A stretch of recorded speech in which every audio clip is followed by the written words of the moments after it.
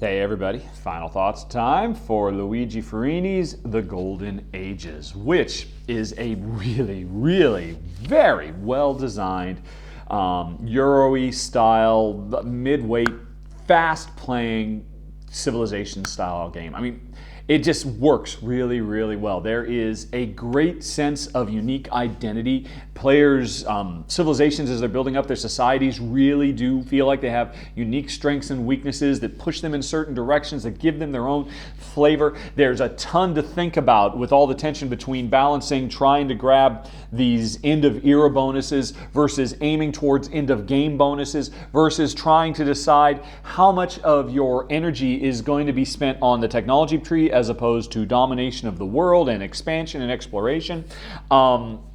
It all comes together really nicely. And the first time Jen and I played this, we were smiling from ear to ear. We really enjoyed it a lot. The only real concern I have about the game is the combat. Not surprisingly, for folks who have watched other videos of mine and they've seen that Jen and I are always looking to avoid trying to punch each other in the face and stab each other in the back and kick each other's sandcastles down, because we just don't enjoy that type of play. And I had actually passed on Golden Ages originally, particularly after Deus, which I love so much. It just didn't work out for me and Jed, because the more we played it, the more we found how aggressive it can be, how aggression and conflict was just woven into everything in that game. Even if on the surface it seemed like a pretty live and let live and the combat wasn't really too debilitating, it was just so omnipresent in that game, and there was really no way to unweave it from the fabric of that experience. And so I have to admit, I just kind of took a pass on Golden Ages because, it's just right there, right up front. Look, over the course of the game, over the course of this very short 4-era game, you can do 4 attacks and you can steal land from other players 4 times. And I know it gets progressively more expensive, so it's more limiting, but really, I mean, by the end of the game, you can be making so much money. You were starting to see that just in the run-through I did. I mean, you can really be having huge turnover. If you want to use all 4 of those attacks over the course of the game, you'll be able to do it. Make no mistake about it. And if you play well, you can really make it worth your while if you have the right combination of society bonuses and future judgment bonuses that makes it worth chasing after that and spending that money to push somebody out of the way.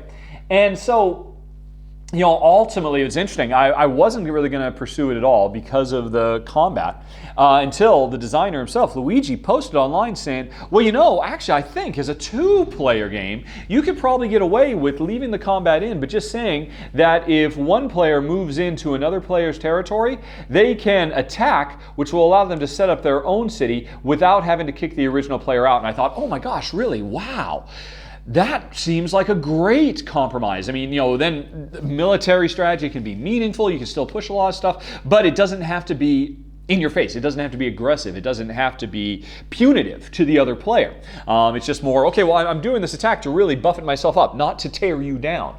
And so I went ahead, got a copy of the game, and I can say we tried the variant, which Luigi admittedly hadn't tried. He just kind of had a feeling that it would probably work, and we found it doesn't work. I mean, the combat in this game, it did actually break the game a little bit to try and play with that, because at the end of the day, if somebody's attacking somebody else, that other person does need to lose that, because if Jen attacks me but doesn't kick me out of this region, I can continue to benefit from this region for the rest of the game. And I did find that the balance of the game was skewed and it didn't really work. So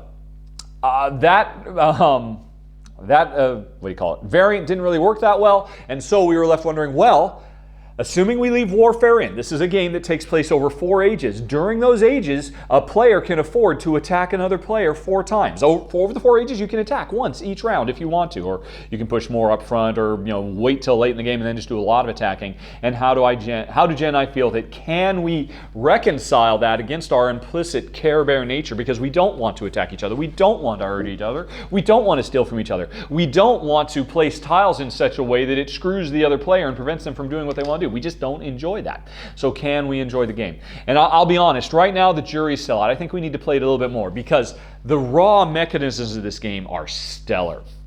This is probably a top 10 of the year candidate, I would say. I mean, it definitely has the possibility. The gameplay is so rock solid. It is so compulsive and satisfying as you work your way up.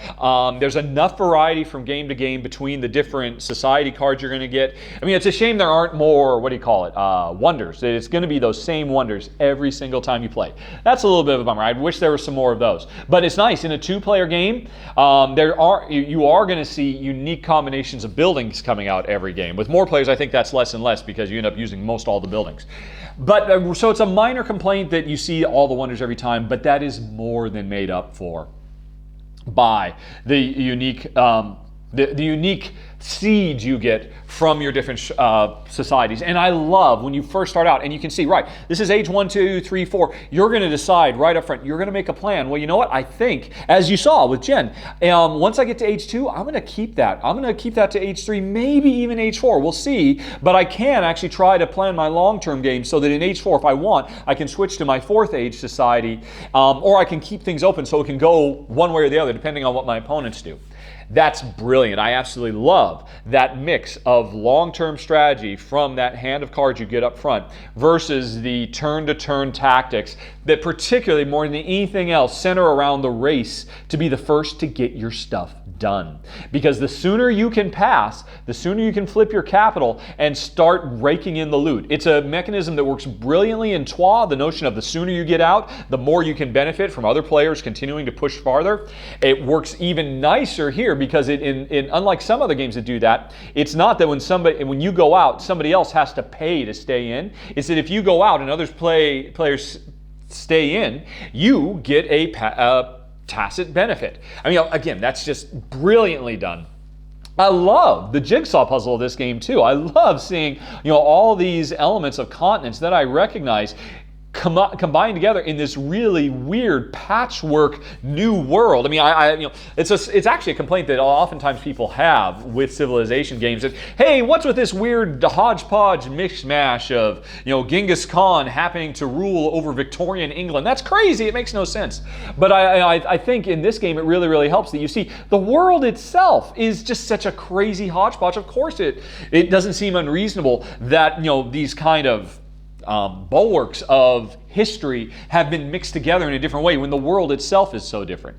I guess I do have one minor complaint, just in the overall design of the game, and it is these, the fact that the spread on these glory tiles can range anywhere from 2 to 6. That's a really big spread. I mean, you saw in this run through I just did, I got crazy lucky and pulled a 6, and Jen pulled a 2. That's a 4-point spread based on pure luck, and that really does feel kind of out of place. It's not like there's anything Jen could do about that, and I really do think that's a little bit off. I think in the future, if we were to continue playing, we'd probably take the 6s and the 2s out, and so there's only just an equal chance of a 3, 4, or 5, so you don't get quite as big a spread. The luck can't be game defining. It can just be, a bit of a help or a bit of a hindrance, as opposed to, wow, 4-point spread just because of total luck of the draw could win or lose somebody the game, and that kind of sits all. Although, to be fair, if somebody is playing as I think it's the Chinese society, because their whole special power is when they attack and win, they get to draw 2 and keep 1. So I would imagine if you are playing with China, you should really leave the 2s and 6s in, because otherwise the special power of China gets really significantly weakened if there aren't those really big outliers. But the rest of the time, if you're not playing with China, I would probably leave those out, just because I think it's maybe a bit too swingy otherwise. And I guess it's kind of unfortunate that the icons on some of these things are so, it's like, you have to really squint to see what society is that gets and it's a minor thing, because of course you can just read it on the cheat sheet that comes with the game, so it's really not that big a deal. But on the whole, it's a stellar production, and the game looks great. It's very appealing. It has a very simple, spare graphic design that is really easy to read, and I mean, for me and Jen, works really wonderfully.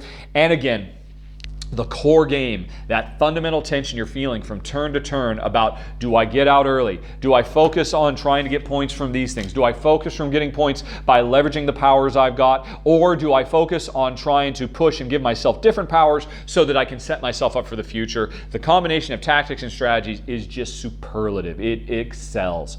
Whether it makes it into my top 10 of the year is really comes down to whether Jen and I can make peace with the fact that we have to make war with each other in this game. And to be fair, it's small. It's much like Olympos, which was a game that Jen and I actually enjoy quite a bit, even though it's got area control type stuff. Because really, at the end of the day, Jen moving in to try, it's just removing one cube. It wasn't it wasn't bank breaking for me to get this cube installed in the first place. It was a pretty easy thing for me to put in. I had to spend an action to put it down. Jen spent an action to remove it and a lot of money, but she that money basically converted into points. So it's probably something we can make peace with, but I do think we need to play it a little bit more if we can make an ultimate decision. So be sure to check back in April when I do my updated top 10 of the year to see if this makes it, because from a gameplay point of view, it really, really should. It's really excellent.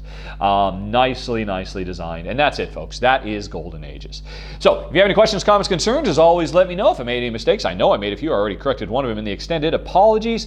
But as always, hopefully the goofs I make here and there, because I don't want to slow the video down and make you watch me read a manual for 5 minutes while I try to look up some particular rule I've kind of gotten mixed up in my head. I just don't think that makes for a particularly good video. So I always just opt for go, and we can always clean up the errors later, because at the end of the day, the errors don't prevent you from understanding what the game feels like. Hopefully you have a good idea for what it feels like. You have a good idea for what the kind of strategies that can evolve over the course of the game, and you can decide whether it's right for you.